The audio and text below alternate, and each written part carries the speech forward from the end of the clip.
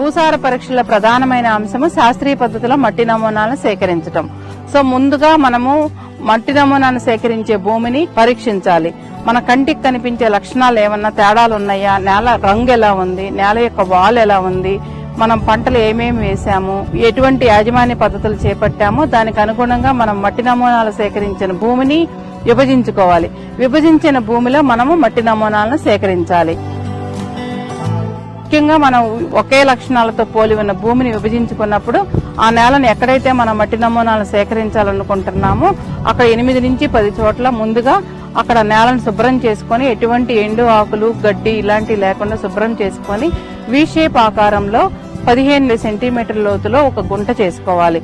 గుంట చేసుకున్న ప్రతి గుంట నుండి కూడా మనము పైనుంచి కిందకు అంటే ఒక అంగుళం మందంలో 2.5 సెంటీమీటర్స్ లోతు వచ్చే విధంగా ఒక అంగుళం మందంతో వి షేప్ ఆకారంలో 2 వైపుల పైనుంచి కిందకు మట్టి నమూనాను సేకరించి ఒక బొచ్చులో వేసుకోవాలి. అలా మనం 8 నుంచి 10 చోట్ల సేకరించిన మట్టిని కలుపుకోవాలన్నమాట.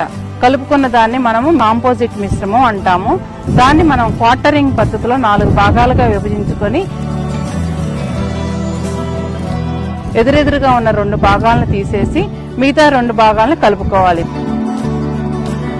మరలా మనము ఆ 2 భాగాలను మళ్లీ 4 భాగాలుగా విభజించి ఈసారి వ్యతిరేక దిశలో ఉన్న ఎదురెదురు భాగాలని తీసేసి మిగతా 2 భాగాలని కలుపుకోవాలి. అలా మనము క్వార్టరింగ్ పద్ధతిని చేసి ఒక శాంపిల్ నమూనా 1/2 kg వచ్చే విధంగా సేకరించి శుభ్రమైన గుడ్డ సంచిలో భద్రపరచుకోవాలి.